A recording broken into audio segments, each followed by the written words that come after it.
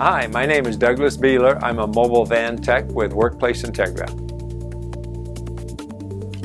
What prompted me to become a mobile van tech was kind of looking for an opportunity after a downsizing in a career, and this was of interest. I had a friend that I met. He mentioned this to me. I thought it sounded interesting. Autonomy, challenging.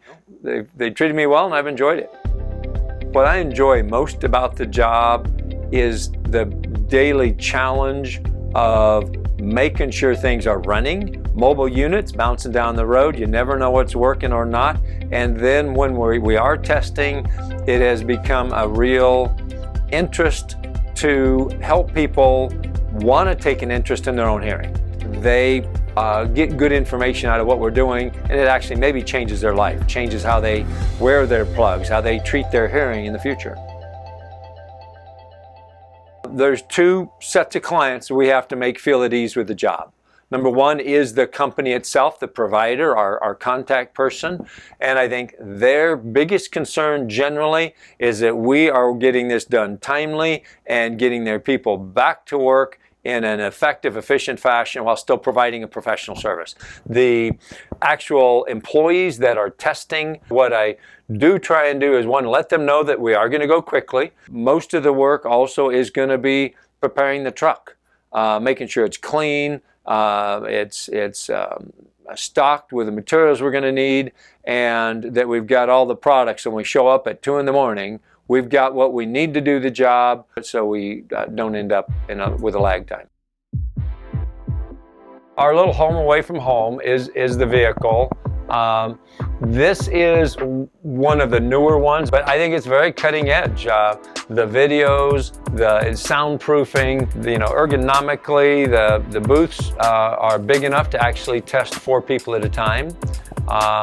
So it's a comfortable working environment.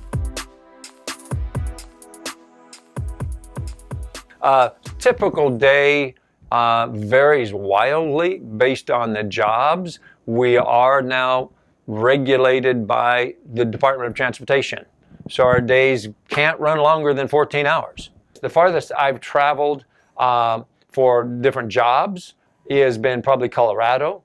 We do travel a lot into Kentucky, Tennessee, Mississippi, Alabama, Florida, Georgia, we pretty much southeast. 10, 12-hour days are fairly common, but it would be a little bit of driving. We're not physically actionable, but by the time we do an 8-hour test over a shift, we got an hour setup, an hour to clean up, and maybe a couple hours of driving. I mean, it can be 10 to 14 hours very consistently. But we also generally are not doing that kind of schedule 5 days a week, 6 days. It may only be 3 or 4 days a week. We want to get it done in that 4 every 15, 4 every 20-minute time frame, because we've got the entire company being held up and waiting on us if we're not getting it. And so it's making them comfortable, and I think them understanding exactly what this test is going to be and how to take it, so they're done in that 6 to 8 minutes instead of taking 20, 30, 40 minutes to do the same test.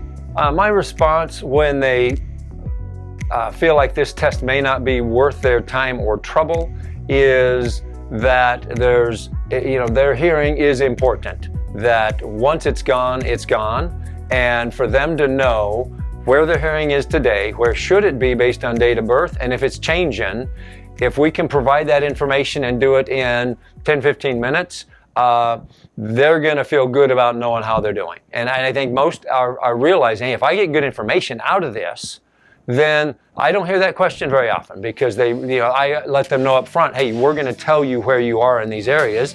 They find that interesting. At the end of the day, the most fulfilling part of doing this hearing test, I believe, is changing people's attitude about the importance of protecting their hearing. I didn't know it.